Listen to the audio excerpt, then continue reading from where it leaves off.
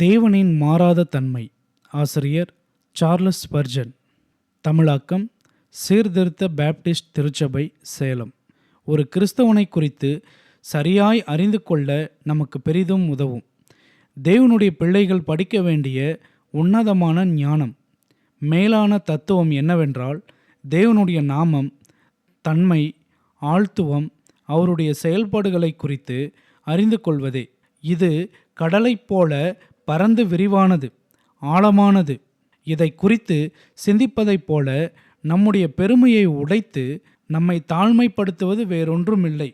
அவ்விதமாக நாம் சிந்திக்கும் பொழுது, மிகப்பெரிய தேவனே, நீர் எல்லையற்றவர், நாங்களோ தகுதியற்ற புழுக்கள் என்று சொல்லுவோம். இந்த சிந்தை நமது இருதயத்தை தாழ்மையினாலும் அதை விரிவடைய செய்கிறதாய் இருக்கிறது. இவ்விதமாக தேவனை குறித்து அடிக்கடி சிந்திக்கிறவன் இந்த குறுகிய உலகத்தை சுற்றி வருகிறவனை காட்டிலும் அதிக அறிவுள்ளவனாய் இருக்கிறான். தேவனின் இவ்விதமான தன்மையை ஆராய்வதினால் மனித அறிவின் எல்லையை விவரிக்கிறது. அவனுடைய முழு ஆழ் தத்துவத்தையும் தேவனுக்குள்ளாக பக்தி வைராக்கியம் உள்ளவனாக உருவாக்குகிறது. அதே சமயத்தில் இவ்விதமான சிந்தை ஒரு கிறிஸ்தவனுக்கும் மிகவும் ஆறுதல் அளிக்கிறதாக இருக்கிறது. அது காயத்தில் சுகமும், துயரத்தில் ஆறுதலும், துக்கத்தில் நம்பிக்கையையும் கொடுக்கிறதாய் இருக்கிறது. பொங்கி எழும் கடலை போன்ற சோதனைகளில் நம்பிக்கை கொண்டிருக்கிறதாக இருக்கிறது.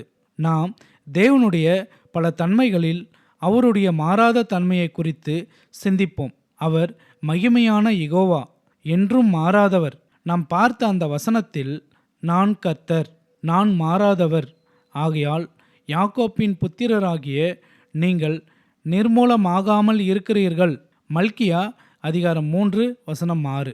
இந்த பாடத்தை குறித்து 3 தலைப்புகளில் நாம் சிந்திப்போம். முதலாவது, மாறாத தேவன். இரண்டாவது, இந்த உன்னத தன்மையினால் பிரயோஜனப்படுபவர்கள் யாக்கோப்பின் புத்திரர். மூன்றாவது, அவர்கள் அடையும் பயன். நீங்கள் நிர்மூலமாகாமல் இருக்கிறீர்கள். 1. கர்த்தர் மாறாதவர். தேவன் தன்னுடைய தன்மைகளில் மாறாதவர். இந்த உலகத்தில் அனைத்தும் மாறிக்கொண்டே இருக்கின்றன. அனைத்து சிருஷ்டிகளும் மாறிவிடுகின்றன. ஆனால் தேவனோ நித்தியமாய் மாறாதவராக இருந்து வருகிறார். காலங்கள் உருண்டோடி கொண்டிருந்தாலும் அவர் இருக்கிறவராக இருக்கிற மிகப்பெரிய தேவன். ஆதி முதல் அந்தம் மட்டும் அவர் இருக்கிறவராக இருக்கிறார். அவர் ஜோதிகளின் பிதா. அவரிடத்தில் யாதொரு மாறுதலும் யாதொரு வேற்றுமையின் நிழலும். அவர் நித்தியமாய் அனாதி காலமாய் இருக்கிறவராக இருக்கிறார். தேவன் அவருடைய குணங்களில் மாறாதவராகவே இருக்கிறார். அவரில் ஆதியில் இருந்த குணங்கள் அதே விதமாக இன்றும் இருந்து வருகின்றன. அவர் வல்லமையுள்ளவராக இருந்தாரா? ஒன்றும் இல்லாமையிலிருந்தும் இந்த உலகத்தை சிருஷ்டித்தாரா? இந்த உலகத்தில் மலைகளையும் பள்ளத்தாக்குகளையும் மகிமைகரமாக உருவாக்கின சர்வ வல்லவராக இருந்தாரா? காற்றையும் கடலையும் தமது மகிமையினால் உருவாக்கினாரா? ஆம், அவ்விதமாக செய்த அவருடைய கரங்கள் இன்றும் வலுவிழந்து போகவில்லை. வல்லமையுள்ள கர்த்தரின் கரம் பராக்கிரமம் செய்ய பலனற்று போகவில்லை. வான மண்டலங்களிலுள்ள அனைத்தையும் உண்டாக்கின அவர் இன்றும் அதே வல்லமையோடும் ஞானத்தோடும் இருக்கிறவராக இருக்கிறார். மனிதனுடைய இரட்சிப்பை அனாதி காலமாய் நித்தியமாய் நிர்ணயித்த அவருடைய ஞானம் இன்றும் குன்றி போகவில்லை. அவருடைய கண்கள் மங்கி ஒளியிழந்து போகவில்லை. அவருடைய வல்லமையோடும் அவருடைய செவிகள் தம் மக்களின் ஜெபத்தை கேட்டு சலித்து போகவில்லை. அதே வல்லமையோடும் ஞானத்தோடும் ஜெபத்தை கேட்கிறவராக இன்றைக்கும் இருக்கிறார்.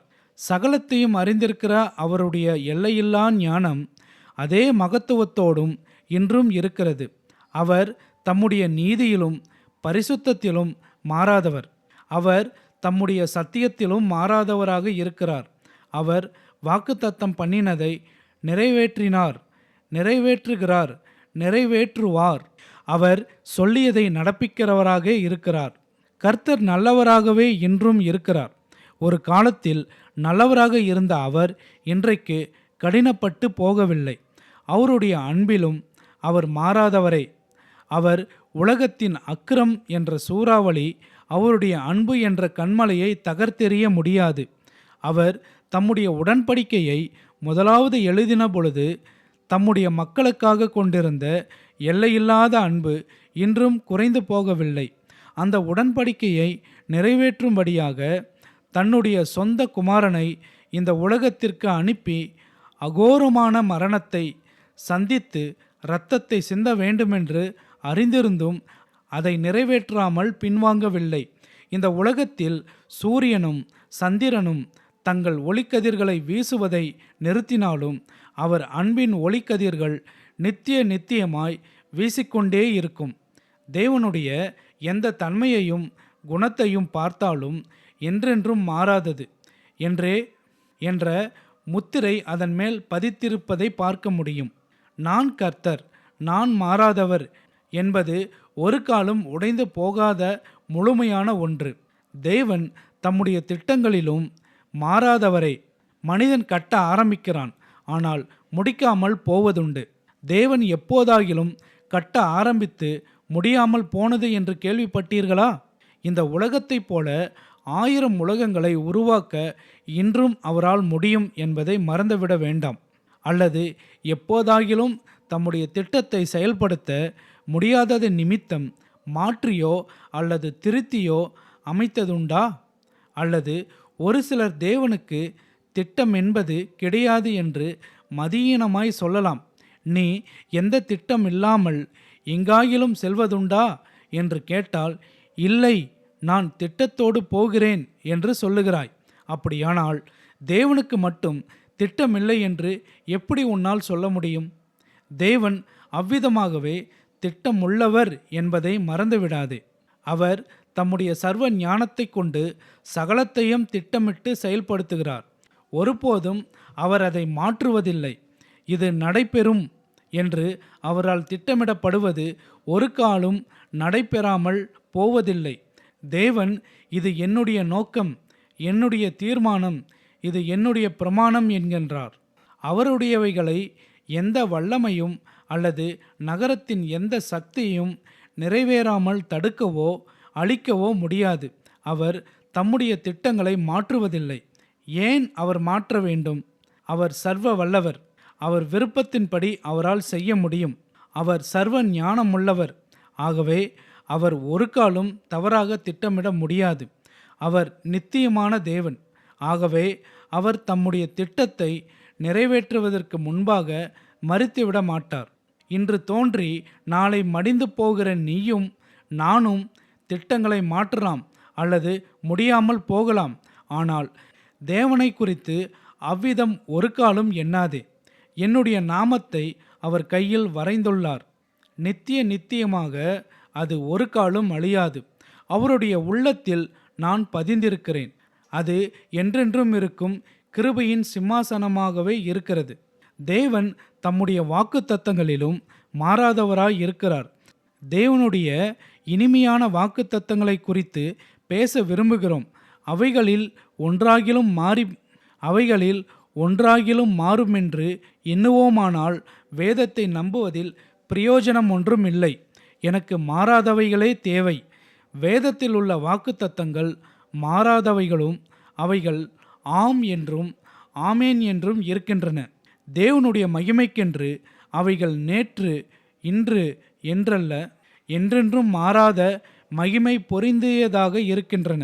இந்த உலகத்தில் வாழும்படியான சிறந்த வழிமுறை ஒன்றை சொல்லுகிறேன், கேளுங்கள்.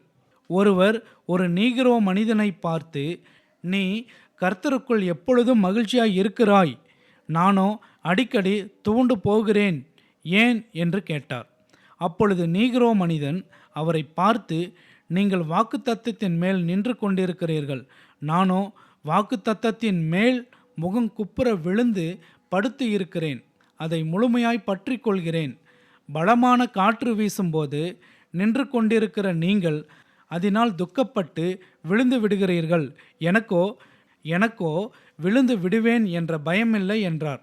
அப்படியானால் நாமும் தேவனை நோக்கி, ஆண்டவரே, இது உம்முடைய வாக்குத்தத்தம், அதை நிறைவேற்ற நீரே உத்தரவாதம் உள்ளவர் என்று அதன் மேல் முழுமையாய் பற்றி கொள்வாமாக.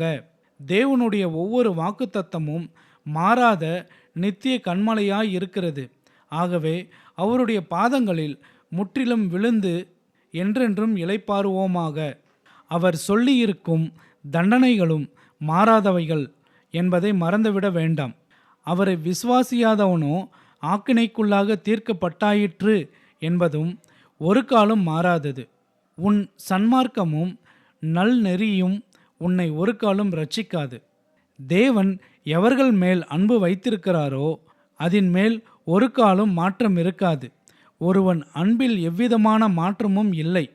தேவன் எவர்கள் மேல் அன்பு வைத்திருக்கிறாரோ அதிலும் ஒரு காலம் மாற்றம் இருக்காது. அவருடைய அன்பில் எவ்விதமான மாற்றமும் இருக்காது. ஒரு தேவனுடைய பிள்ளை நடுவில் விழுந்து விடுவான் என்போமானால் முடிவு பரியந்தம் அவர் காத்துக்கொள்ள வல்லவராய் இருக்கிறார் என்ற வாக்குத்தத்தம் என்னவாகும்?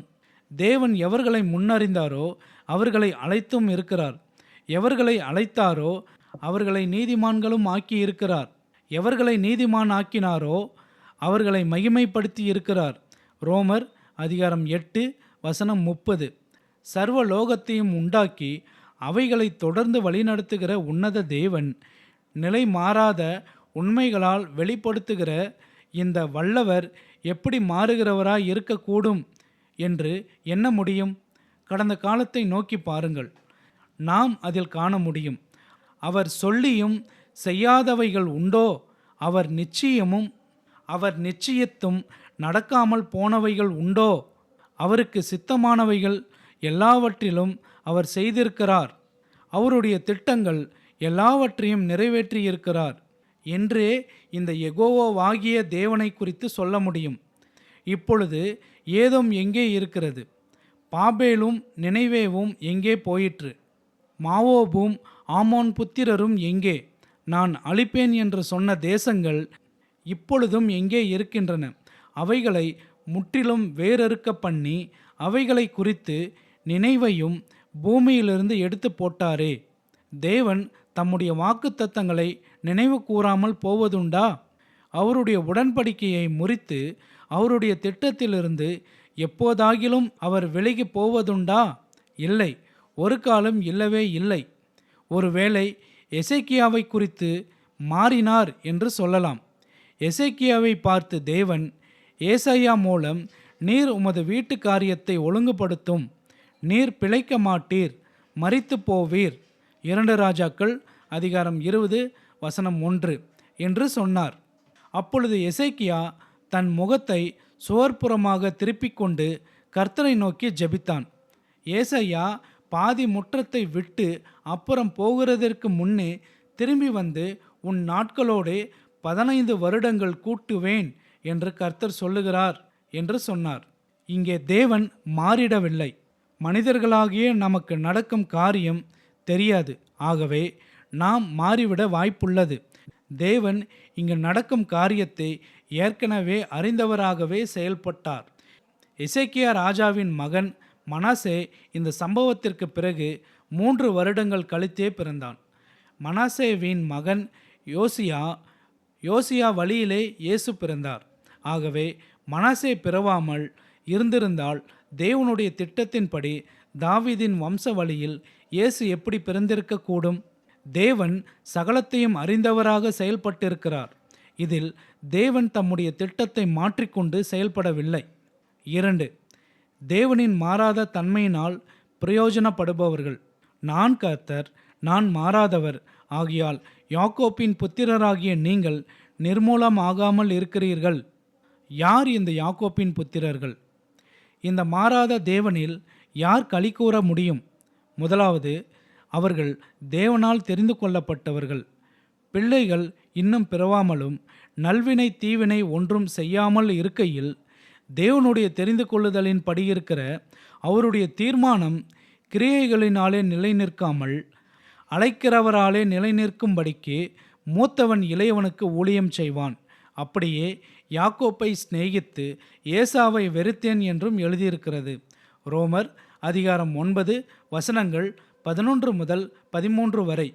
ஆகவே யாக்கோப்பின் புத்திரர் தேவனால் தெரிந்து கொள்ளப்பட்டு நித்தியமான இரட்சிப்புக்கு முன்குறிக்கப்பட்டவர்கள். யாக்கோப்பின் புத்திரர் விசேஷித்த தேவ அதிகாரங்களை நாமங்களை பெற்றவர்கள். அவருடைய நாமத்தின் மேல் விசுவாசம் உள்ளவர்களாய் அவரை ஏற்றுக்கொண்டவர்கள் எத்தனை பேர்களோ அத்தனை பேர்களும் தேவனுடைய பிள்ளைகளாகும்படி அவர்களுக்கு அதிகாரம் கொடுத்தார். யோவான் அதிகாரம் 1:12. ஆண்டவராகிய இயேசுவின் மூலமாய் அவர்கள் நித்திய நரகத்திற்குள் பிரவேசித்தார்கள்.